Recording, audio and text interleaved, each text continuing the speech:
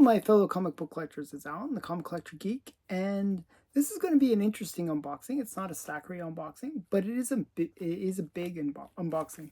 I received 2 big boxes, just like this. I'm just going to have it as a 2-part series, where I'm going to do each box per video. Basically, these 2 boxes came from PBA auctions, and I got to give a bit of a story because what happened was one of the people that watches my channel, he was like, "Oh, why are PBA auctions not? Are they trustworthy, or what's going on with them? What's the deal with PBA auctions?" Because it's a smaller auction house that had really great prices. It seemed like the prices were incredibly low. And he was a little bit shocked by this, and he was like, "Why, are they trustworthy? Are these real prices?" That kind of thing. So I decided I would check them out. I actually had heard about PBA auctions earlier because one of my friends, Keston, actually I think interviewed the guy from PBA, because they had basically got a massive collection of Golden Age books that just were insane. So I figured, hey, I'll check out PBA auctions and maybe place some bids, see how cheap it really is. I didn't understand, though. This is the same mistake I made with Heritage. When I first got on Heritage, I didn't realize there was a buyer's premium. So right off the bat, you got to realize there's a buyer's premium on PBA auctions. And it's not like Heritage. It's actually higher than Heritage. So on Heritage, it's 20%, which is pretty awful. It's actually quite a high buyer's premium. But on PBA, it's actually 25%. So whatever the price is, if it goes for $100, well, that means it's actually $125. That caught up with me pretty quick. I made that mistake. I realized at the end, oh my goodness, I had way overpaid for a bunch of books. But actually, everything I got was about, I would say, 30% below fair market value, even after the 25%. But I was thinking I was getting major steals. I was getting good prices, actually. But with all that said, there's 2 boxes. One box is full of slabs. That'll be the finale. These are the raw books, I believe, inside this box. We'll get right into it. But that's the preamble, because man, I thought I was getting like awesome deals, and I was like, but and there was one book that I would have actually bid higher on, but with PBA auctions, it's a little strange. What they do is you have it like where it was almost like a silent auction part, and then there's the actual live auction.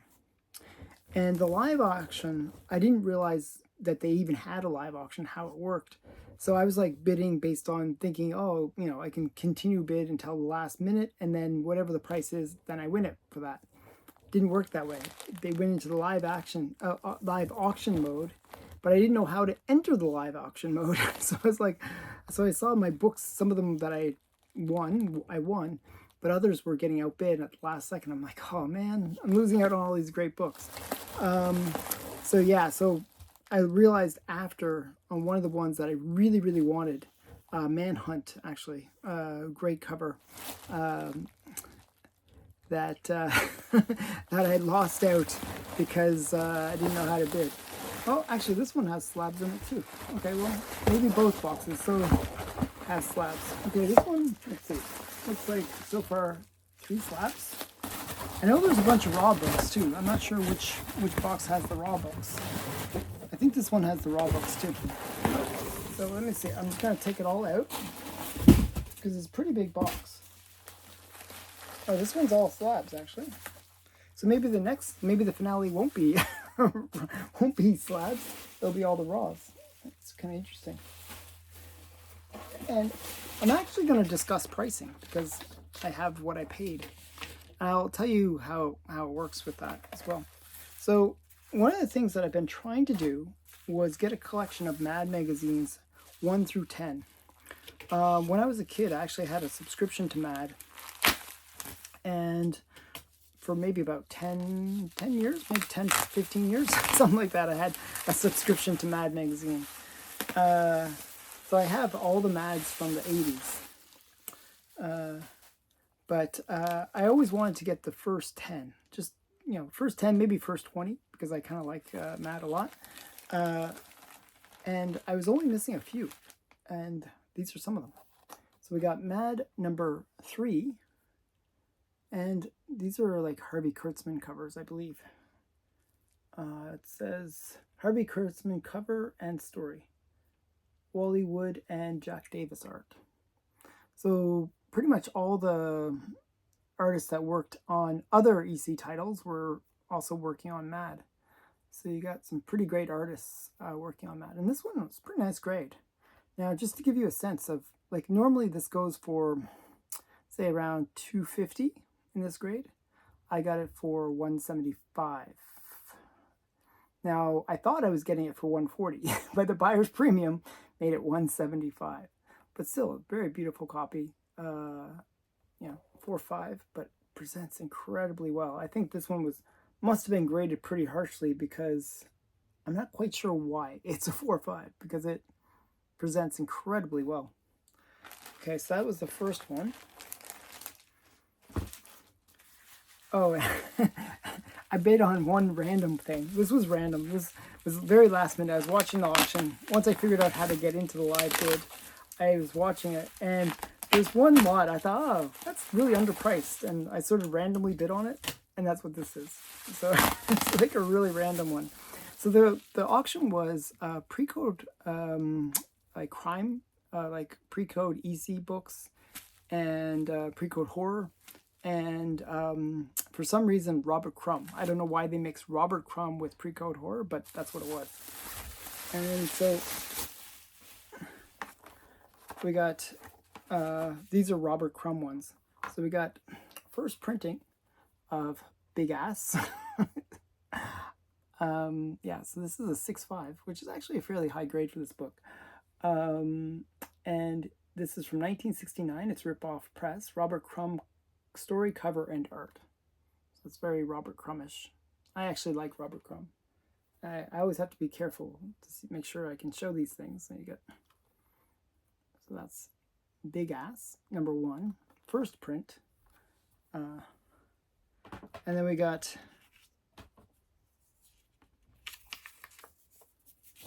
next one is Snatch Comics. This is actually a second print, which is a little bit disappointing, but it's 8.0. So this is from Apex Comics, Apex Novelties, and it has no date. It's also Robert Crumb as well. So, show you on the back. Yeah, okay. I just had to make sure it was like something I could show. But this is Snatch Comics. I actually have a first printing already of that. But it was 3 slabs, basically. And the third one is also a second printing. This is Robert Crumb Comics and Stories, April 1964. This one is a 9.0, and it is a second printing, as I said, from 1969. So you can see the back as well. So yeah, so just a pretty cool little set of comics. Now, you probably think, oh, like how much would I pay for that? Well, as I said, it was sort of like a random bid. The opening bid was 100, okay? I bid 100. I didn't think I was actually going to win, because it's 3 slabs for $100, but then the buyer's premium, so it was 125. But the opening bid was 100. I put the opening bid, and I randomly won it. So I was like, okay, if I'm going to win, I guess I'm going to win. So I like Robert Crumb, very interesting artist. I sort of got into him because I watched the documentary about him back in the 90s. And I thought it was very interesting. A very eccentric man. This next book, for some reason, actually, I thought I had a raw copy of this, but I couldn't find it. But this is Mystic, number 27. It's a really cool pre-code horror cover comic from Marvel. At the time, they were using to do their pre-code horror stuff. It was all through Atlas. But this is Mystic.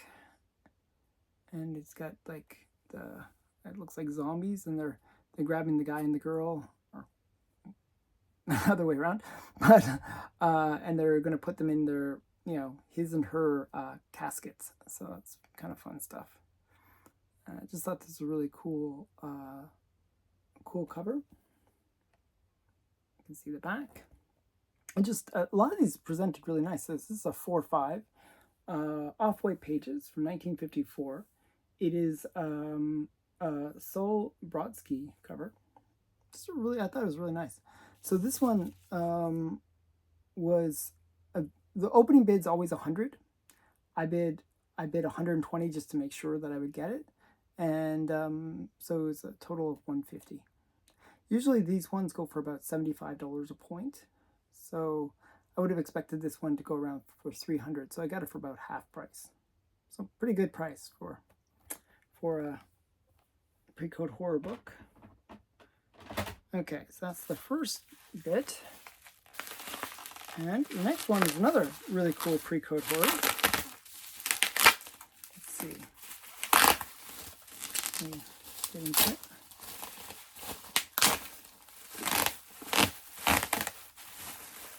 Another pre-code horror one. This one had a really nice cover. There was one flaw with it. This is another pre-code horror that went for cheap. I think I paid, how much did I pay for this? I paid $110 for this, but then buyer's premium, so it became $137.50. But this one has a flaw, and it's on the case. You can see there's like, I'm not sure if you can see it, there's like a rub right there. But other than that, so it's the case, not the comic, that's bad. But the comic presented really well. I'm not sure if this is like a new case or something, because it presents way better than a 4/5. Looks really, really sharp, except for that rub. There is a bit of a chip down here, but that's the only flaw that I can see. But I've seen 6.0s have chips like that, so I don't know. I'm not sure why it was graded so roughly. This is from Timely Comics, 1951. It is Joe Manley cover. Very cool one. I just thought the girl in the red dress was kind of interesting. And this guy is being put into this sort of like capsule. They can get death there. But it's like a capsule, and then, but it's filled up with water as well. So I'm not sure. It seems like a brutal death here. So it's trapped in time. I don't know. Very cool. I'm not sure if I like when they put the trade dress with the stuff down the side like this, but I wish they kind of expanded the picture rather than have that, but I still think it looks cool. So this is another Atlas Comics. So this is actually Timely, which is also Marvel. So this is Suspense number 10. Okay. And the last one is another Mad. As I said, I was trying to finish my Mad run, and these were two Mads that I needed. And some of the early Mads had good girl art, so which is interesting. So they were comic format. They became magazines later on, after the Comic Code Authority came into play. Because the way it worked was magazines did not have to abide by the Comic Code. They could be kind of do whatever they wanted, because magazines were seen as not being sold to kids, even though Mad was read by kids. It's one of those weird loopholes. But yeah, the early Mads were all comic sized. So this is Mad number 7. I believe it was issue 22 that they switched over to magazine format. Now you can see what I'm saying about good girl art. I always thought this one was kind of cute. It's another Harvey Kurtzman cover. You got the two detectives, and they're supposed to be following the bad guy, or the guy with the, it looks like he has a knife in his back, actually, which is really odd. But then they get sort of distracted by the pretty girl. So, what's it? The case takes an interesting turn. Here's much more suspicious character to follow. so yeah, so I'm not sure what they're doing at that position, but definitely they're checking out the girl. So very interesting ones. This is Mad number 7. So I pretty much have Mad all the way up to 10 now. I'm just missing one, which I'm debating about ordering tomorrow. So by the time this gets recorded, I'll actually have ordered that one. But that is it. This was a shorter video, just a few books. Just on the price of that last one, the Mad, number 7. It's more expensive. The Good Girl art covers, even though it's a little bit later, are more expensive. I've actually seen that's the second one I bid on. I bid on one on Heritage, and it went for 300, I believe, and it was like a lower grade. This one I got in a 6.5 for 250 after buyer's premium. So really good deal. Really, really great deal on it. I was quite happy actually. So PBA auctions, who knew? Pretty great place to pick up comics for good prices. So I recommend maybe checking them out. But let me buy my comics first. No, it's just joking. It's being silly. Okay, thanks for watching. Bye for now.